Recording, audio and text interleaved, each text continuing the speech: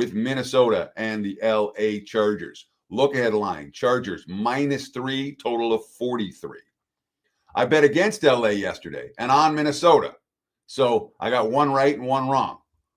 My powering number for the Chargers in this game is 3.5. So I'm off market on this one and on the wrong side of 3. Now, in my powering numbers, there's not extra juice attached to the 3. So this isn't the difference between a 2.5 and 3.5 in my powerings is not as big a difference as it is in the actual betting markets, because they're going to hold on to the 3 much longer, whereas my powering was going to say, all right, it's 2.5, 3, or 3.5, -110 every way. But my powering number says Chargers 3.5. The markets opened 2.5, 43.5 last night, and we've seen nothing but over money. We're seeing 3s popping up right now for LA, and over up to 44.5, even 45 at some books. And let's get that red light out right here, right now. All right, my number says 3.5. It opened 2.5. If you want the Chargers, get a 2.5 right now. I don't think much. All right, I really don't. The 3s are already popping. I'm seeing 2.5 -1/4 at a couple of books.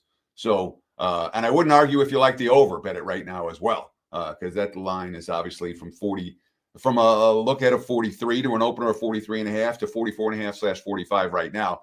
But that move's already taken place. Sidewise, it hasn't. 2.5 for the Chargers is something that I'm not convinced is going to be there a couple hours from now.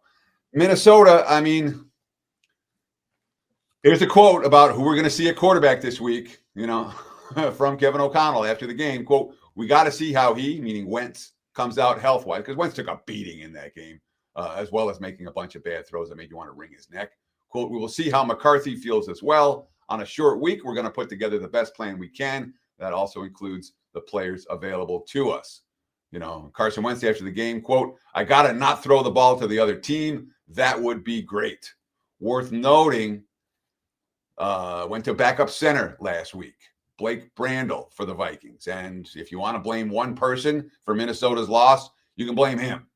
Bad shotgun snap, sailed over Wentz's head, cost him 22 yards in the first quarter. Would run over for a 3rd down sack in the 4th quarter from the 10-yard line.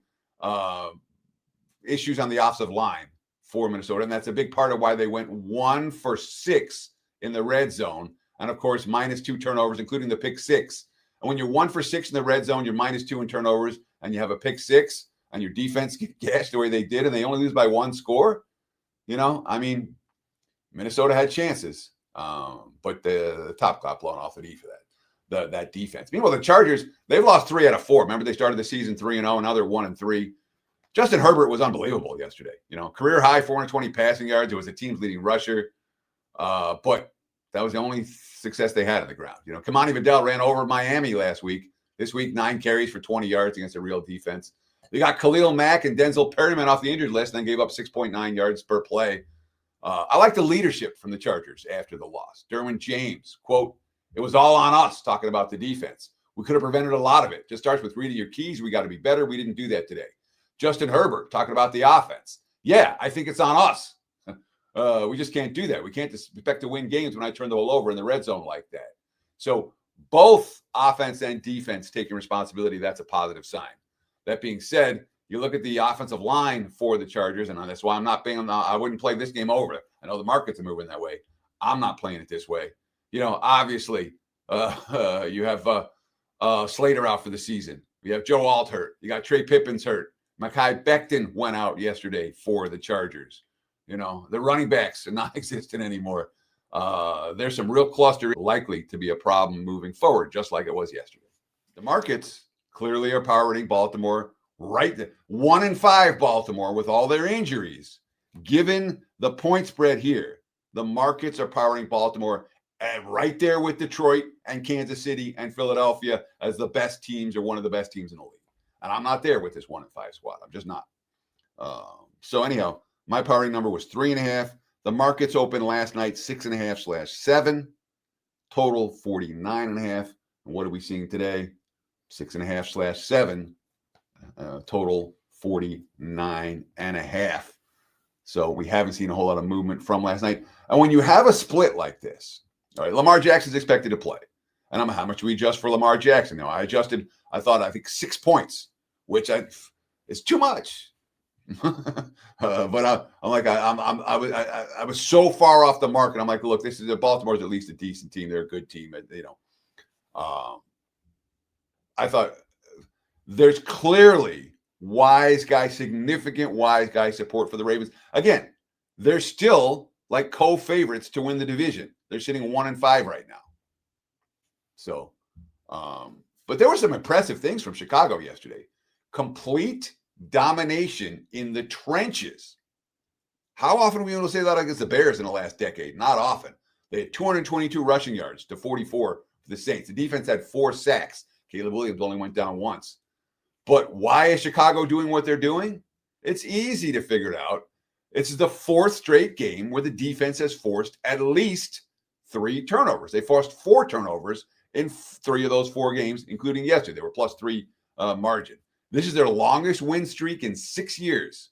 All right. The Bears lead the NFL with 16 takeaways. They lead the NFL with a +11 turnover margin. All right. How long does that last? If they keep doing it, they're going to keep winning games and covering point spreads. When teams are +3 turnovers every week, they win games and cover point spreads. Ben Johnson, quote, "We don't win the game if the defense doesn't play that well. They're an outstanding job." Kind of felt it over the course of the week there. With 2 practices, we were able to get that in schematically. Dennis Allen had some really good thoughts. We were going to be able to put some stress there on the offense. It was huge. Not necessarily as easy to do that against Baltimore, putting stress on the offense versus New Orleans in that regard. Baltimore, what's wrong with them? Well, okay. I'll read some quotes from the bye week, for the 1-5 team. Tyler Lindenbaum, quote, "The only worst thing is 0-6. So, yeah, it's a big hole. We're going to have to bounce back, take some time to reflect. We'll have 11 games left to try to run the table." Baltimore, 88% touchdown rate in goal-to-goal situations. This year they're at, last year, this year they're at 57%. Derrick Henry, quote, "That kind of pisses me off. Unacceptable, not good enough. Seems like a repetitive thing, which is kind of frustrating." Ravens, 10 turnovers this season, 3rd most in the NFL. They had 11 for the entirety of last year. Derrick Henry fumbled each of the first 3 games. Cooper Rush threw 4 picks. Zay Flowers lost the ball twice last Sunday or 2 Sundays ago, which cost Baltimore backers significantly. Harbaugh, quote, "To me, ball security couldn't be more emphasized in practice or games. It just couldn't be, but we're going to have to find a way to make it even more important because it's happening too much. You can't win by turning the ball over. You want to look at why the record is what it is. Start with that." So again, 11 turnovers all of last year, 10 so far this season. They only have 8 sacks so far this year. Harbaugh, quote, "It's been a challenge all year to generate pressure. We're going to have to manufacture pressure. Our guys are going to have to step up, create pressure on the 4-man rush." This team has had the most sacks in the NFL over the last 2 years combined, 114. This year, nothing. That being said, nose tackle John Jenkins bet on, quote, "The only thing I know is that I come to work every day. I see a lot of guys who are hungry, who put the work in. As long as I see that every day from the guys in the locker room, in the building, and the organization, it's tough to listen to what outside people say." So Baltimore's still talking the talk. You can understand why their problems are what they are. They seem somewhat fixable. And I would not, this is going to be the wise guys will be on Baltimore here. I can tell you that likely. And that tells me that if you like the Ravens at -6.5, there might be some urgency right now. 7's already popping up at the quote-unquote leading indicator books. But there could be enough public support the other way for Chicago. So it isn't. Teddy, I know we're emergency bet it. Okay, I was gonna say I know we're running long, but are we doing this? Can you also touch on, please? I already texted my partners just now. I was like, all right, are we playing the Ravens this week in Survivor? Talk me off taking the Ravens this week in Survivor, please. They're 1-5, and they're facing the hottest Bears team out there. And, if they're not turning the ball. Again, Chicago keeps winning the turnover battle. 4 weeks in a row, winning by margin. Chicago wins it. If they keep doing that. And there were a couple of quotes. I know we were running out of time. I didn't read them. There were other quotes that I saw about how the Bears expected to continue doing that. So, I wouldn't argue with Baltimore, but I get it. there might be better choices. I know. I feel like this team is just, they're in dire need of a win, and the Bears may come back down to earth. We will see. Really quickly, I want to shout out all of our WagerTalk insiders here in the chat. wt.buzz/insiders, $2.99 a month, gets you early access to all things WagerTalk. Teams had won 1,602 games consecutively when leading by 18 points in the final 6 minutes of the game, and the Giants snapped that streak. Tight end Daniel Bellinger. This one's going to haunt us for a long time. Brian Dable, tough loss, put their heart and soul into it. Not a lot of talking that needs to be done when you lose a game like that. Everybody gave everything they had. And, of course, why'd they miss it? The kicker is why they missed it. Jude McAdamy missed a pair of extra points. The second one mattered a whole lot. Meanwhile, Philadelphia, that's the best game Jalen Hurts had all year. By far. 4 incomplete passes, 14.2 yards per pass attempt, 3 touchdowns.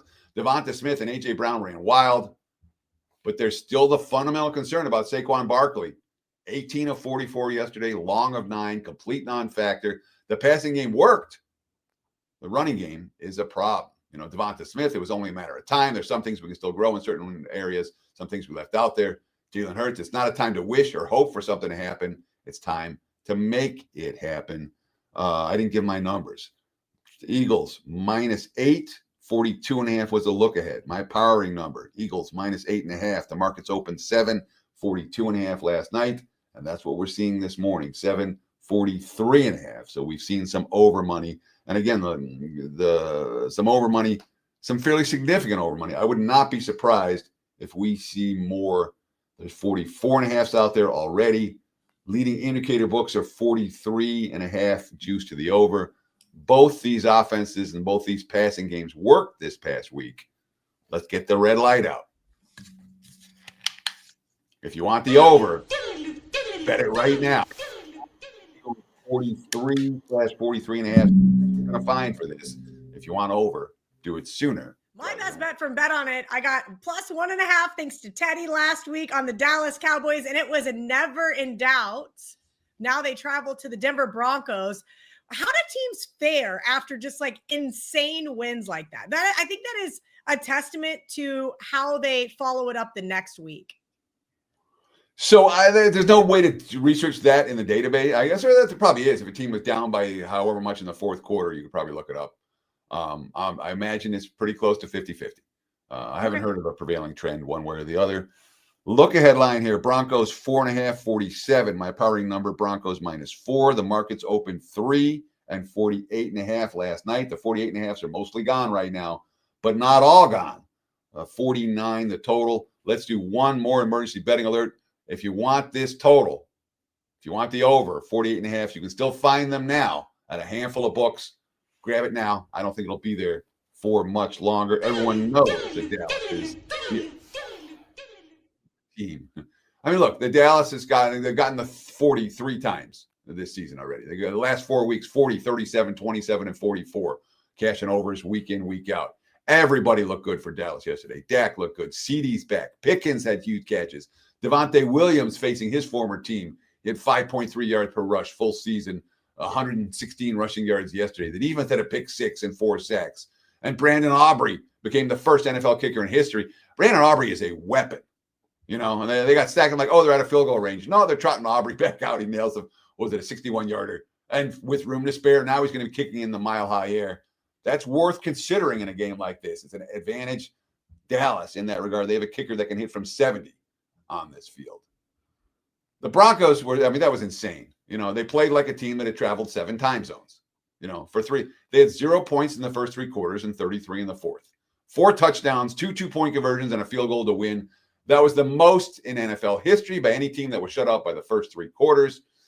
Bo Nix, the first player in NFL history to run for 2 scores and throw for 2 touchdowns in a fourth quarter. They stopped a streak in which NFL teams had won a combined 1,602 consecutive games when leading by 18 points in the final 6 minutes. They overcame a dozen penalties. They went 4 of 5 in the red zone. Bo Nix, I don't even know how he scored 33 points in a quarter. That's kind of insane. You win a game like that, it's the best thing ever. Patrick Surtain, quote, "I lost hope. I ain't going to lie. I lost hope. It was one of them games we felt like we didn't execute. going to the film room, there's a lot of corrections, but one thing we didn't lose was composures. We fought to the end in this league. No matter how much you're down, there's always a will, and there's always a way. I don't know if Denver's the kind of team I want to be laying points with this week, to be honest. First lean here is towards Dallas plus, but again, my powering number says 4, and the markets are 3 right now. So I was hoping to catch a little bit more. And of course, I'm not convinced the Dallas defense is fixed just yet.